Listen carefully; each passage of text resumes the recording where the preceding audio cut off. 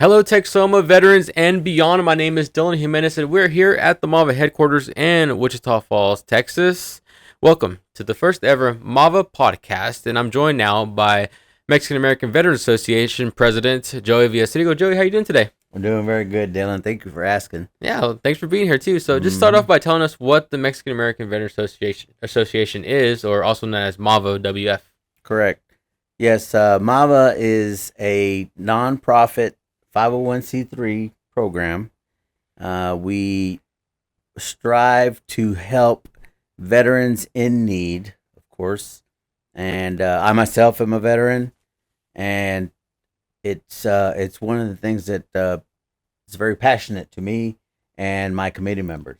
Right. And so just, you talked about, you being a veteran, so thank you very much for your service, but talk about why you're part of this organization and what kind of difference you're looking to make, with this committee, with this organization for veterans here in Wichita Falls and beyond. Right. As a matter of fact, I'm not the founder. Rosemary Franco Bernal started this organization in 1992, and she would literally cook for veterans right out of her kitchen.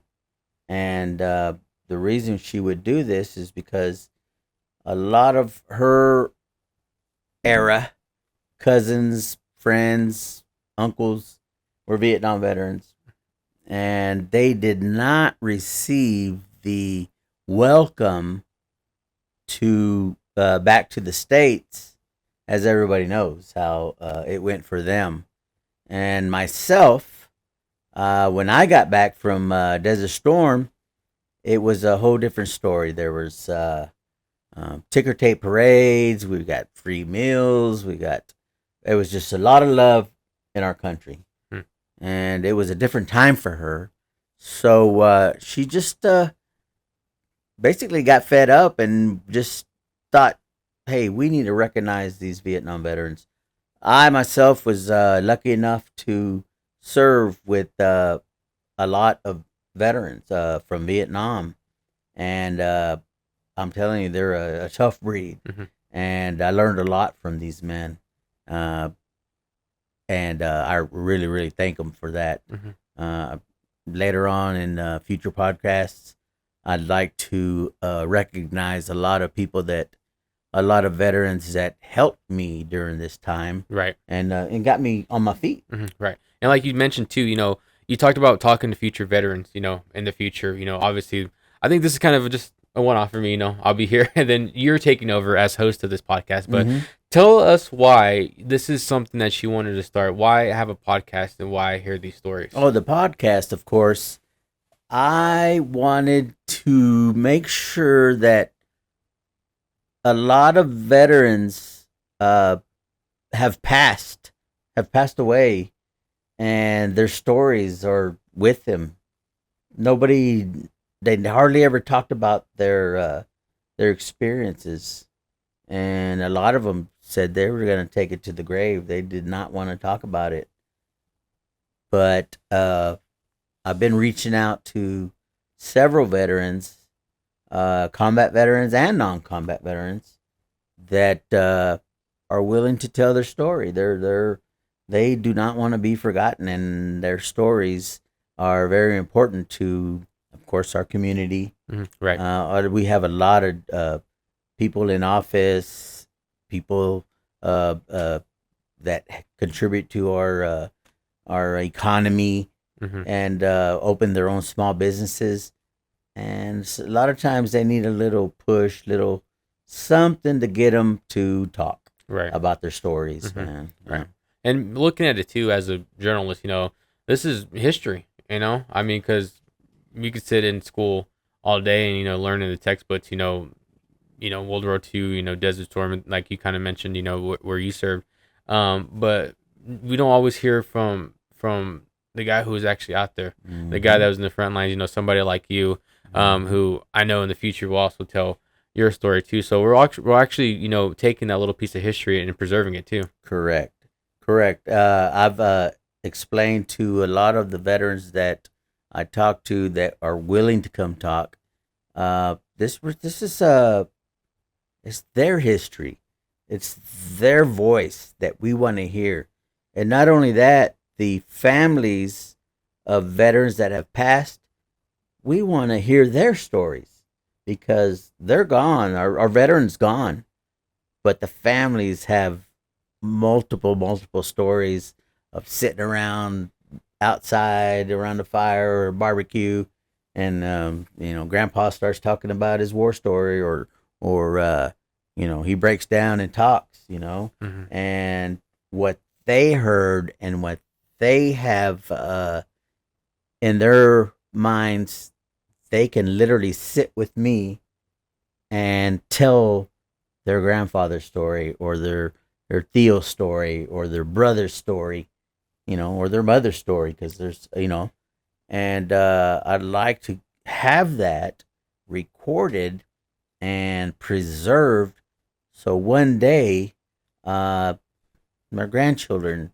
can come up and say, I'm looking up on a podcast and I want to see stories about my Theo or stories about my grandfather or my dad, and it'll pop up and Right. they can it'll be awesome. Right. Awesome Right. stories. And like you said too, I mean, it's just not veteran stories they're listening to, but we're looking for those families too, because in a way, they're serving their country too, Mhm. right? Oh yeah, it took a toll on my wife Tina. It took a toll on my family, my brother Johnny in particular.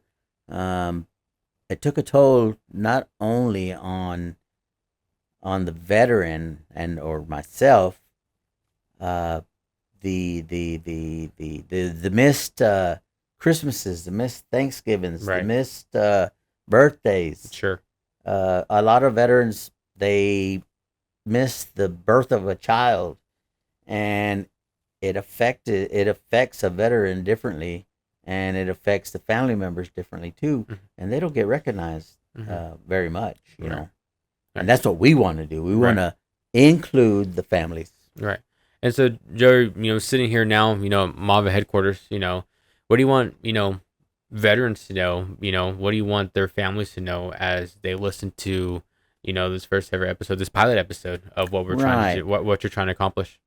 What I want to do, and not only myself, but of course MAVA and our committee members want to do, is to make sure that watch your veteran, watch your husband, watch your wife, watch your child. If your son is served, keep an eye on them, because they need help, and a lot of times they won't ask for it. It's like a silent wound that they're keeping inside of them. And what MAVA wants to do is tell all our veterans that they're not alone. Mhm. They're not alone. Right. We're going to sit here with you. We're going to give you some support and a lot of good information about what this nation deserves to give you, that what you deserve, and all these benefits that you're entitled to. Right. Right. Mhm. And you kind of touched on it too. Now let's go a little bit more into what MAVA has done here in Wichita Falls. I mean, y'all have the annual banquet, Yes, sir. recognizing veterans. Like you said, getting those veterans, that information, the VA stuff that they might not know about. Mhm. You've helped, veterans, whether it's, pay the light bill, Mhm. any type of utility bill. Yes, sir. So those are other things too that MAVA also serves in the community and beyond. Correct. Yes, we do. We're really passionate about helping veterans know their. I've got several veterans that have came to me that never even knew that they were entitled to some benefits. And I keep telling them, I said, it's not only for you as a veteran, but the family, your wife. If you're a certain percentage, she gets benefits. She's a caregiver. There's so many things out there that can help. Not only that, if your kids, your children know that you're going to be taken care of by the VA, it's a relief to know that in it's a relief to know that in my older age that they're not going to be stressing so much over my health because the country, the VA, is going to be there for me. Sure. And I want other veterans to know that they're there for you. Right. Yeah. And I mean, on top of that too, these services, like I said, especially the helping veterans, whether it be with utility bill, whatever too, that takes donations. And so as a nonprofit, that's something, community member, you're always asking, for community members for help, because like you said earlier, it's veterans helping veterans, and any type of dollar donation is helpful towards those veterans. Correct. We have a website, mavawf.net. If you go to that website, it will show you how to donate to MAVA. And of course, Texoma, the community, has always helped out. I've been president for 10 years, and I've never gone without being able to feed some veterans, help some veterans because of the help of the community through donations. And I'd like to thank Texoma about for doing that, for helping us out. And of course, we still plan on doing better things. And of course, it's going to take a little bit of collateral, of course. So yeah, I mean, this Texoma never fails to help out. I'm not going to name all our sponsors that we've had in the past and still have, but their support has been tremendous. Right. Well, perfect. Well, Joey, I think that pretty much concludes what you should I say, really. I mean, maybe as a committee member too, and helping out with this, I think that's our mission and what we're trying to accomplish here. But you, especially as host, kind of breaks down what you're trying to accomplish here, as a host of the MAVA podcast. Correct. What we got going on so far. But is there anything else you'd like to say? Something maybe to the community who might not know about MAVA or maybe want to know more about MAVA services and what they do? I just want the community to know that your service will not go unnoticed. That MAVA wants to hear from all types of veterans that are in need.